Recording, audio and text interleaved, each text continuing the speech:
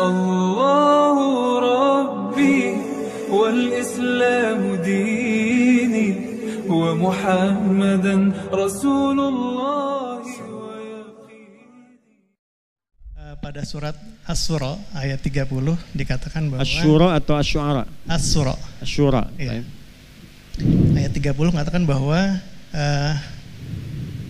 dia akan manusia itu akan mendapatkan musibah tergantung pada perbuatannya.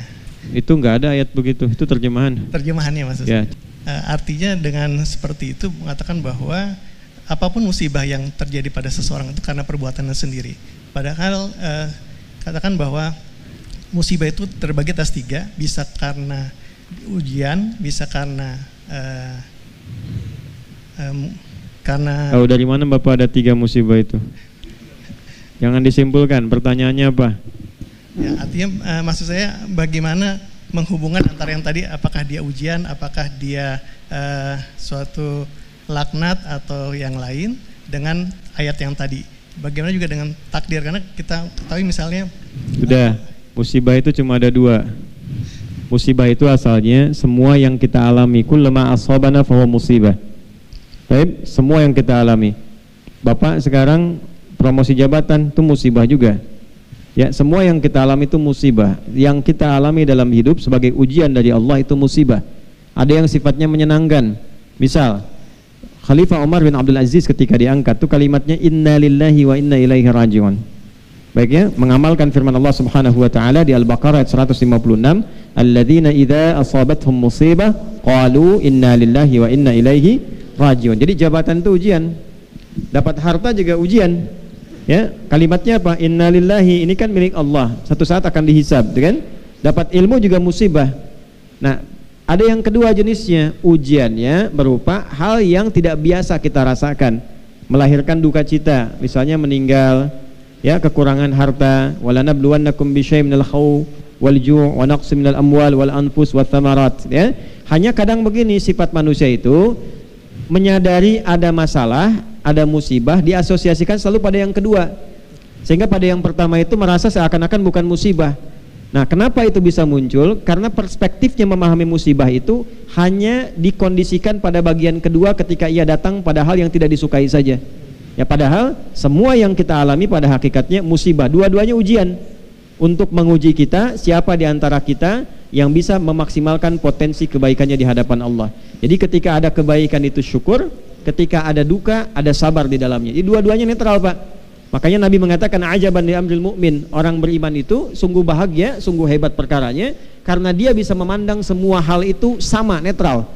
Ketika dia mendapatkan kebahagiaan dia bersyukur, dan ketika diuji dia bersabar. Jadi semuanya merasa ini ujian Allah saja, saya cuma jalani sampai saya meninggal. Jelas sampai di sini ya. Nah, apa kaitan dengan surat Asy-Syura ayat ke-30 tadi? Pada hakikatnya nggak mungkin diuji kecuali karena perilaku kita juga. Bapak misalnya milih pekerjaannya apa sekarang? Saya dokter. Dokter, maka ujiannya di bidang kedokteran, Pak. Nggak mungkin ujian di bidang kepolisian. Nggak mungkin ujian di bidang kemiliteran. Pasti ujiannya di bidang kedokteran. Itu yang dimaksud pilihan hidup kita itu, disitulah ada letak ujiannya. Demikian juga hal-hal yang terkait dengan hal negatif. Orang yang korupsi, pasti ketika dia korupsi tertangkap, dipenjara, yaitu bagian dari musibah dia. Bima kasabat aidikum. Ya, itu sebab dari perbuatan kalian sendiri. Jadi yang dimaksud ayat itu ada 2 bagian. Satu, pilihan hidup kita akan mendatangkan ujian bagi kehidupan kita yang sesuai dengan pilihan hidup kita. La yukallifullahu nafsan illa wus'aha. Jadi kita pilih di kedokteran, Allah akan uji dengan sifat-sifat kedokteran. Saya memilih di bidang keulamaan, ya ujiannya seperti ini. Ya, Anda di bidang apapun ujiannya akan sama.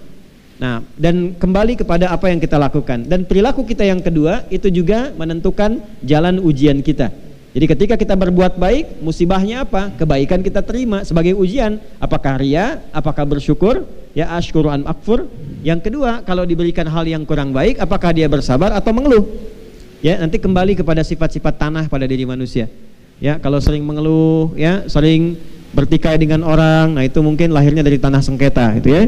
Nah, kalau suka nimpakan beban pada orang, mungkin bebannya lahirnya dari tanah longsor itu, ya. Nah, jadi kalau kita bagus, sikapi dengan baik, ya itulah tanah-tanah yang baik dalam kehidupan. Saya kira cukup pertanyaannya. Sudah dijawab? Sudah itu. Baik. السؤال منه هو أنا شرحته على لسان استفسار منه كيف صيغة السؤال وما هو المقصود من ذلك. هو سأل عن حقيقة المصيبة. هو سأل عن تفسير قول الله في سورة الشورى. نعم. وحضرتك أجبته أن المصيبة لها تفسيرات عديدة وهكذا. نعم. في إضافة تفضل شيخنا. أحسن الله إليك. الله يبارك فيكم شيخنا. في نعم ada yang lain terakhir. الإضافة فقط. تفضل. أن يسلم الإنسان دائما لله سبحانه وتعالى. دائما في أمورك كلها سلم أمرك لله سبحانه وتعالى.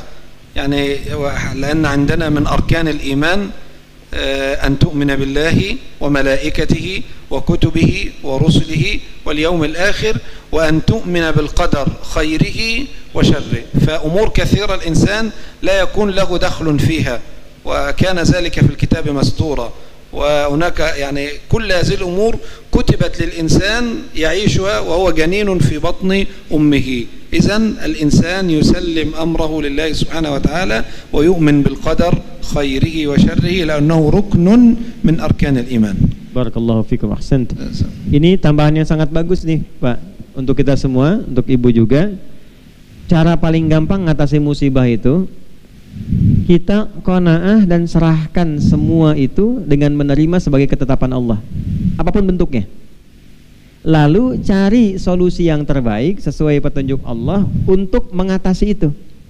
Itulah definisi sabar yang sesungguhnya. Dan ini bagian dari iman pada tingkat yang tertinggi, pada yang keenam. Seperti tadi disebutkan dalam hadis Muslim nomor hadis yang ke-8 dari Umar bin Khattab radhiyallahu taala anhu, ketika Nabi sallallahu alaihi wasallam ditanya, ya itu kan hadisnya panjang sekali itu. Ya bainama nahnu julusun 'inda Rasulillah sallallahu alaihi wasallam ittala 'alaina rajulun shadidu bayadut thiyabi shadidu sawadi sya'ri la yura 'alaihi atharu safari wa la ya'rifu minna ahadun fajalasa ila an-nabi sallallahu alaihi wasallam fa asnada rukbatayhi ila rukbatayhi wa wada'a kaffayhi ila fakhidayhi fa qala ya Muhammadun akhbirni 'anil Islam. Fa qala Islam an tashhadu an la ilaha illallah wa anna Muhammadar Rasulullah wa tuqima as-salah wa tu'ti az-zakat wa tasuma ramadhana wa tahujja al-baita an istata'ta ilayhi sabila. Qala sadaqta. Fa'ajibna yas'aluhu fayusaddiquhu faqala akhbirna 'anil iman. Ini poinnya. Faqala Nabi sallallahu alaihi wasallam al-imanu an tu'minu billah, an tu'mina billahi wa malaikatihi, ya, kemudian wa kutubihi wa rusulihi wal yaumil akhir, yang keenam wa tu'mina bil qadari khairihi wa syarrihi. Kita itu lulus di yang 5. Iman pada Allah, malaikat, kitab, rasul, kiamat, yakin semua. Tapi giliran ada qada dan qadar suka nanya, ya Allah kenapa harus saya? Kenapa begini, gitu kan? Nah, maka bagaimana caranya? Terima dulu, karena setiap yang Allah kasih itu adalah kebaikan yang sesuai dengan kebutuhan kita. Terima dulu. Kalau sudah bisa menerima, hati kita cenderung lapang. Allah kasih gelap, hujan, alhamdulillah. Terima dulu. Nanti setelah itu pelajari apa hikmahnya di balik hujan ini. Manfaatkan waktunya. Jalan berangkat musibah, macet, betul. Terima dulu. Karena bikin status pun tidak menghentikan macet. Ya, terima dulu. Setelah terima, baru cari kegiatan yang produktif. Apakah membaca, apakah koneksikan dengan kegiatan yang lain. Maka dari itulah tadi beliau mengatakan, serahkan urusan kita dengan menerima itu kepada Allah. Itulah puncak keimanan qada dan qadar. Jelas ya? Allahu ta'ala a'lam bis-shawab.